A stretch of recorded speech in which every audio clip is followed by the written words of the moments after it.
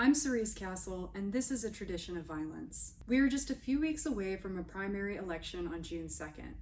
There are many important races on the ballot, and for folks in Los Angeles County, that includes the race for sheriff. I'm interviewing each of the candidates to give voters a sense of their platforms, and today I'm speaking with Karla Carranza. Karla is currently a sergeant at the Los Angeles County Sheriff's Department, and this isn't her first time running. She also campaigned in the last election cycle. She told me that she has always wanted to run for sheriff, and that she sees it as a way to move up the hierarchy outside of the persistent cronyism within the department.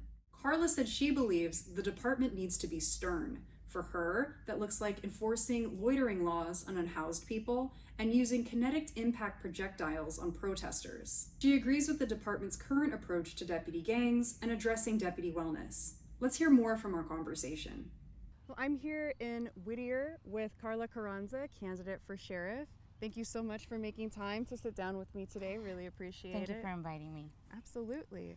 So I'd love for you to introduce yourself a bit to people, talk a little bit about your career at the Sheriff's Department and what it was that prompted you to run for sheriff. Okay, my name is Karla Carranza. I've been with the department for over 20 years. It'll be 21 years in June. I've been working there since 2005 after I had my daughter. She was my second born, and I have four kids of my own. And what prompted me to run for sheriff has been something that I've been wanting to do since I started this career. I felt that when I came over from El Salvador, where during the time of Civil War, my mom was trying to find safety for our family and stuff. And we lived in LA, but we kind of settled in Linwood. And I realized that there was some crime there. And so when I got older, I thought, well, maybe I can make a change. So you experienced crime when you were 16? Yes, I was getting off the bus. I remember it's kind of like a spring break. Our coach told us we still had practice.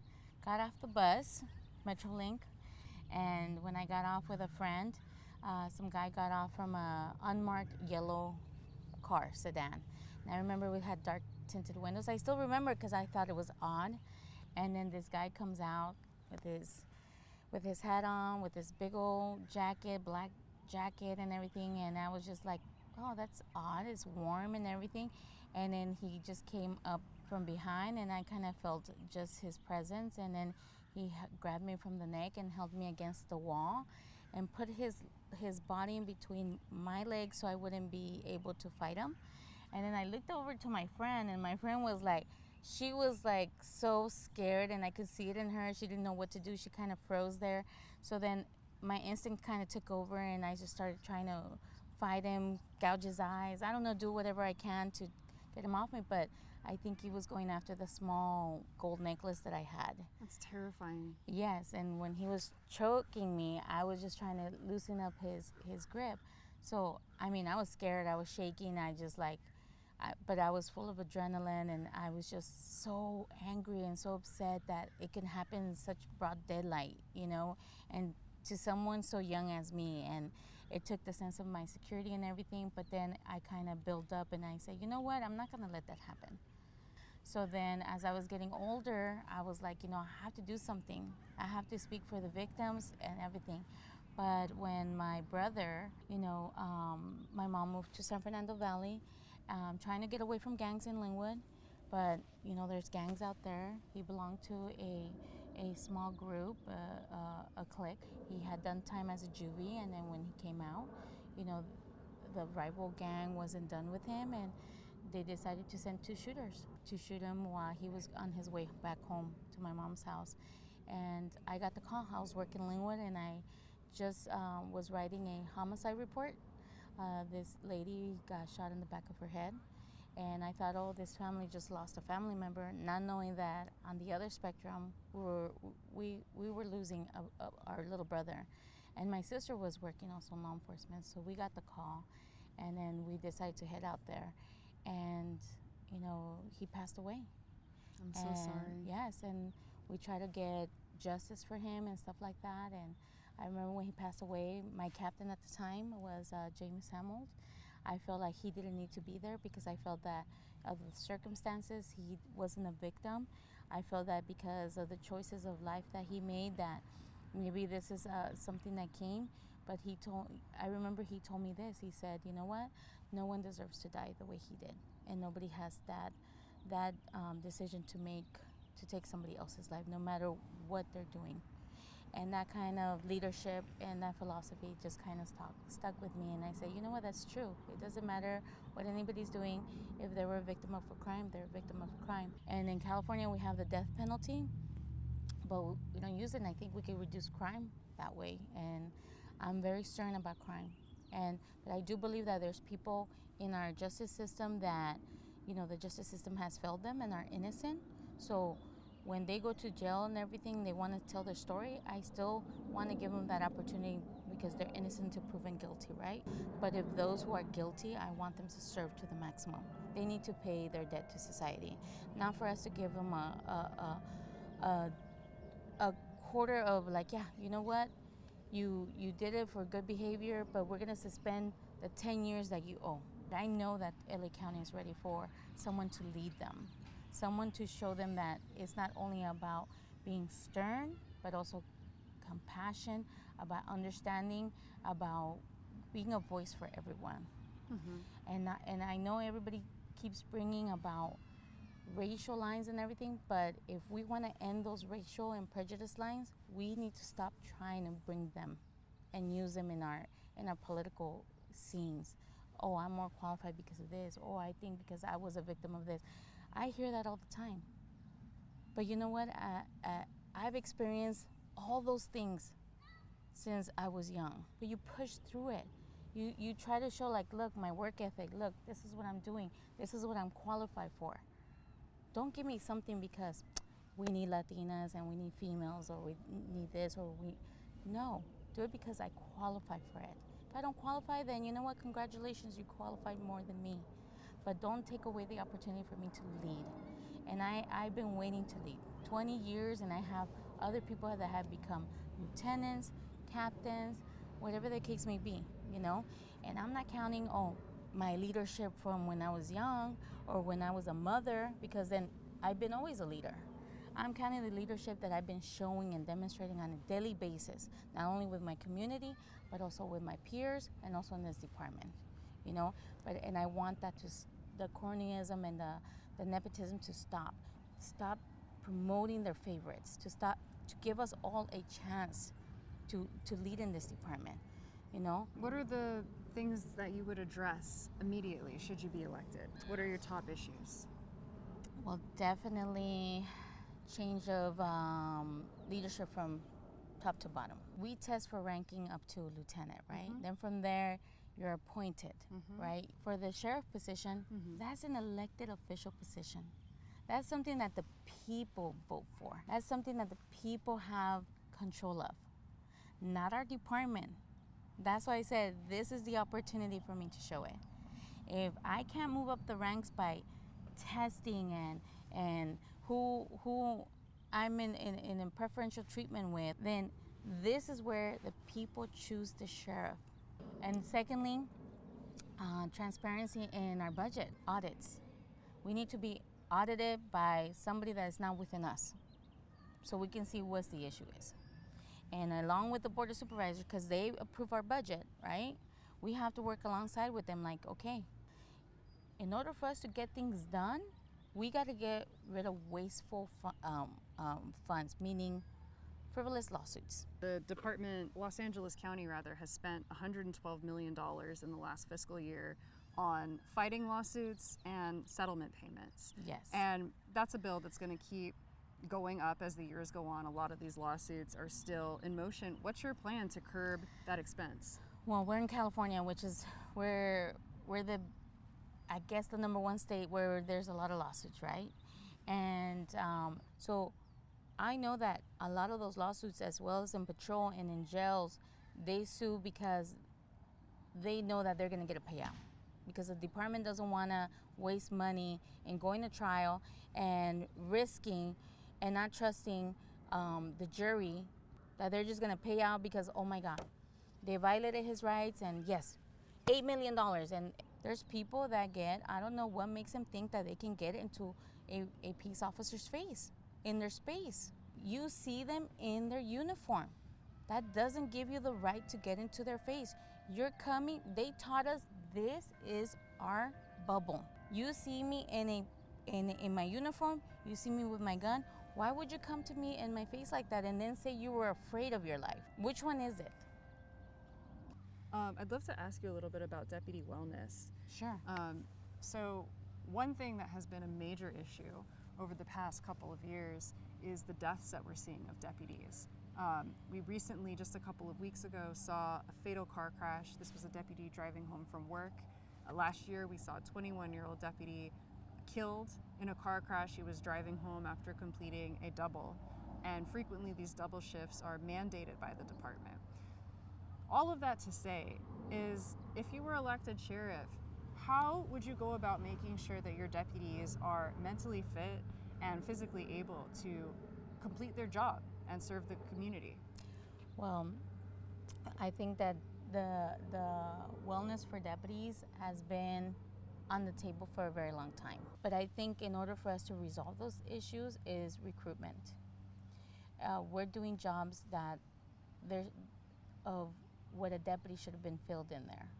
And regarding mental health, it's been an issue, but it hasn't been talked about in because it's something that you don't talk about in law enforcement and military and things like that, because we're supposed to be the backbone for the community. If you're breaking down, do you think that if you knew that I was breaking down, that you're going to have that much confidence in me? So that the deputy personnel needs to be feeling safe that they're able to talk about that, and we do. But do I believe that the department is the source? I don't think so. I always ask the deputies that I supervise, hey, are you okay? How's everything going? It's just you trying to get to know, but at the same time, if you don't even know your own family, you're not going to be able to get to know everybody's deepest secrets or deepest, challenges that they have. What about deputy job performance? How would you evaluate deputy job performance? Well, right now we have evaluations, but most personnel feel like that's a lot of crap. I think it's more on each station level where each of those supervisors need to take it upon themselves in order for them to get to know their deputy personnel. One of the things I thought of having a centralized, master FTO program, and then going out and evaluating the TOs and seeing if they're conducting themselves accordingly to bringing up new deputy personnel, to be the next patrolman, or woman. Mm-hmm. I want to ask you about infrastructure in the department. Over the past year, we've seen the 911 system fail several times. Mm. Do you have a plan to overhaul that crumbling infrastructure? Well, first of all, we got to stop, the criminals from taking the wiring so our 911 calls don't fail. Another one, we have a good... What do you mean by that? They take the coppers. Copper wiring? Yes, mm-hmm. And sometimes it affects our calls. So we do have a central system, and then we do contact who we are partnered up with AT&T. Mm-hmm. They do come out as quick as possible, but we do have where sister stations help us, and then we'll send personnel there that knows the area, type in calls, know what vehicles to send or what things to do next. But I think that we can always improve it. But when it comes to copper theft, it's going to affect not only just our communications, but how can we go where it's not within the same wiring as everybody else, But that's going to be also, within the budget as well. We're not trying to spend more of it and increase the budget, but sometimes those things are going to have to happen. So you would increase the budget to address that old Not infrastructure? Increase the budget, because we're trying to do the forensic accounting to see where's the wasteful spending at, and then from there start resolving the issues that we have. I want to ask you to turn now to immigration. I think that's something that's also very much on the mind of voters this election. What role, if any, do you think the Sheriff's Department plays in immigration enforcement? Since I've been in this department, our role has been the same. Once somebody commits a crime, they're not from this country, and it's told by their fingerprints, that's sent to DOJ. DOJ makes notification to Homeland and ICE. Once they go to court and the judge says time served or you're going to serve time or whatever the case may be, the outcome, if ICE has a pending open case on them from another country or from another state, because it's not just our state, then they put a hold on it. They put a warrant out. But let's say the release date is that same day. They're notified. They're told, hey, this person's gonna be released. We don't hold them for them. Either they come or they don't. Our role, is to enforce the laws and do what our justice system says.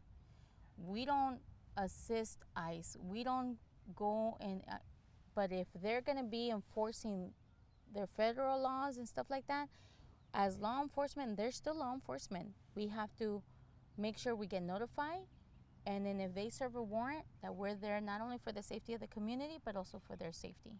We've also seen a lot of protests coming up in response to ICE enforcement. And I'm sure you know the history that the Sheriff's Department has with protesters going back to 1970s. A journalist was killed in the course of a protest.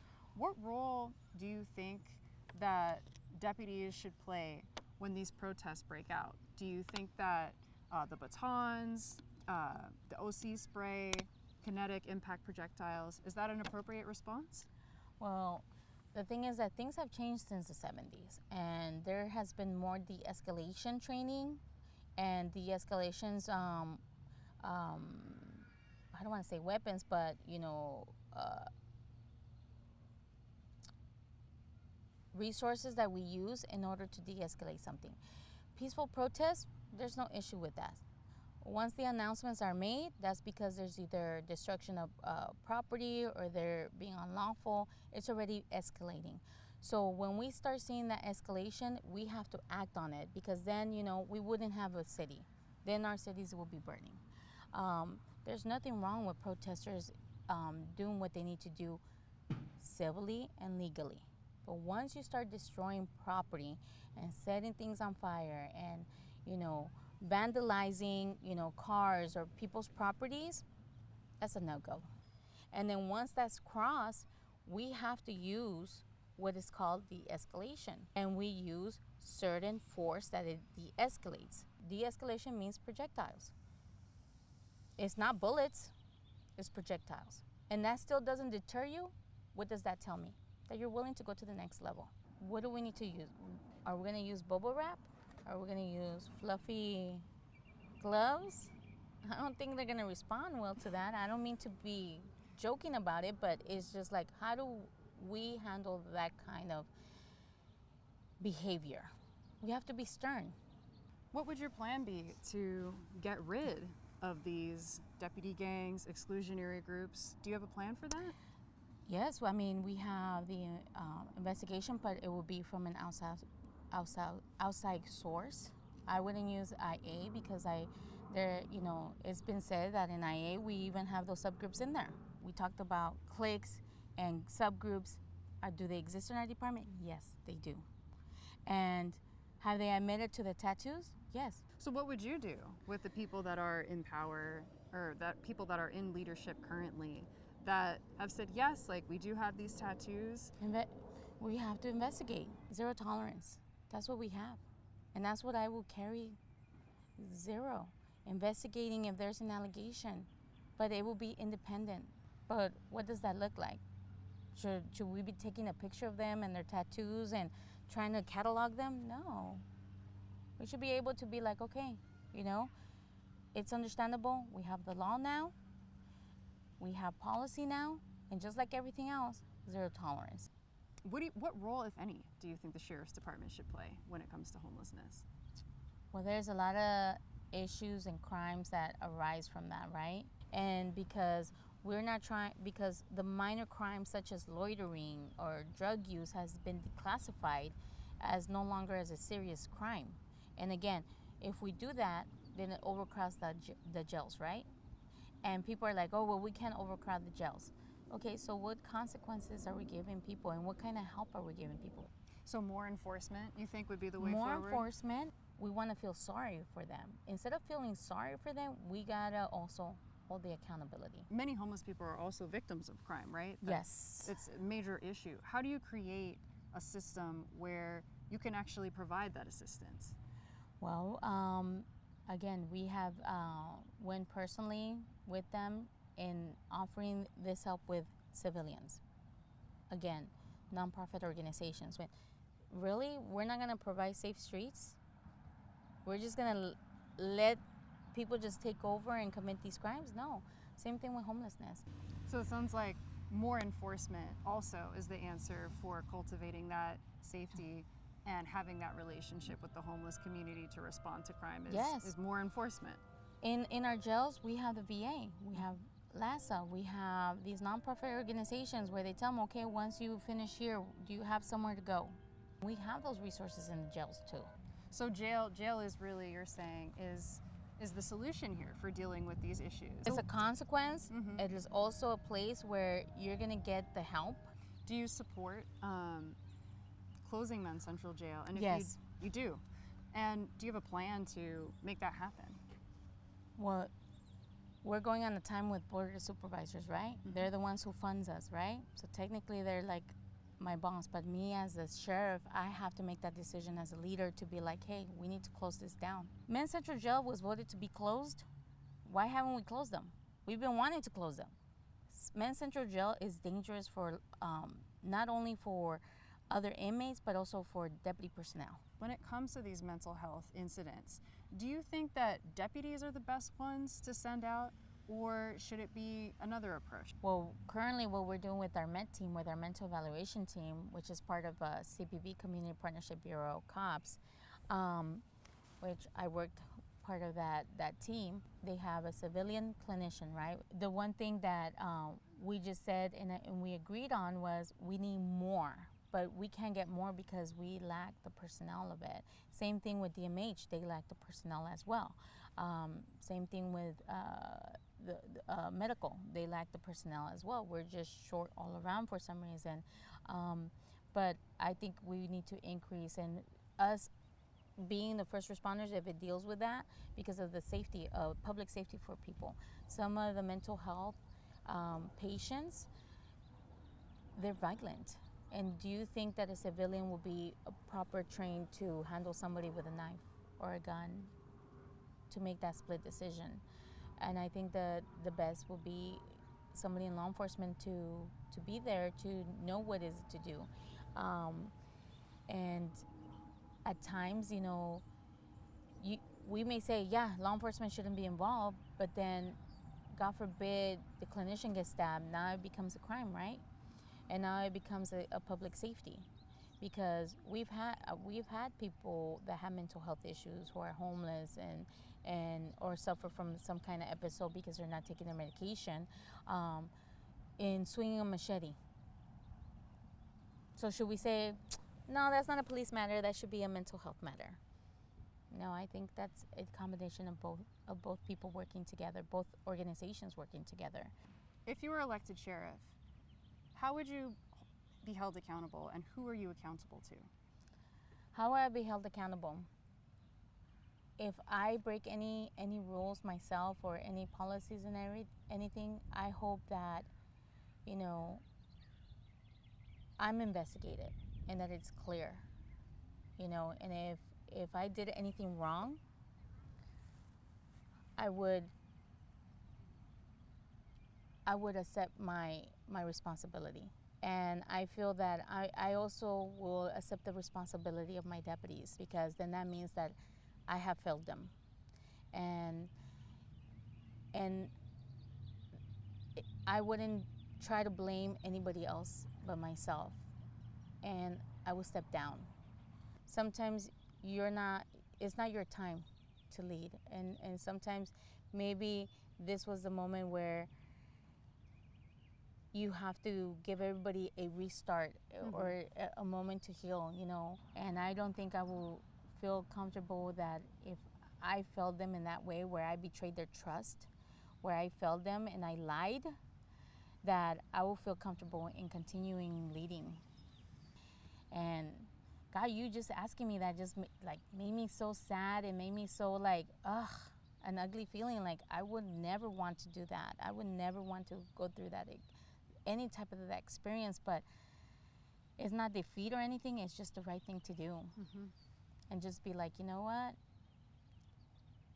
As a leader, you have to also accept defeat, you know, and say, you know what? I have failed you guys, and you know, this will be for me to step down, and you know, and thank you for the opportunity to giving me this. But I think the part of me will still fight, though. I don't think I can give up that easily. I don't think it's in me, honestly. Now that we think about it, but I still will feel accountable, like you said. Like, just be transparent and say, you know what, I messed up. Like, you know, I think I would leave it up to whoever's higher than me. Who would be higher than me? I guess the Board of Supervisors. Oh, Lord. Oh. Then the community. Just kidding. No, I think that would be a good thing to put in the contract too, you know?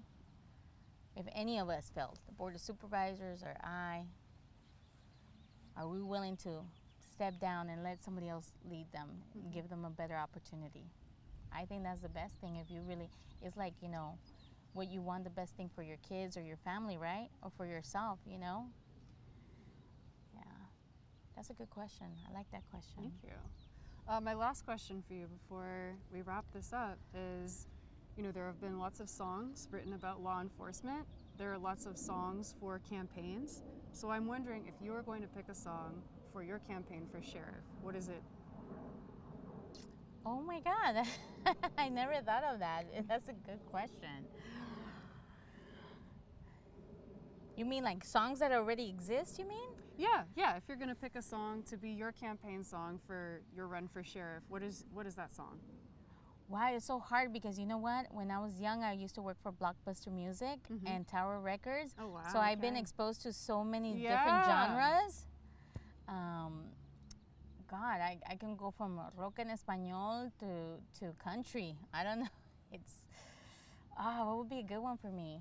I mean, a lot of people say that, you know, even though I'm from El Salvador and everything, a lot of people say, you know, the song that best fits me is from Jenny Rivera, you know, La Reina.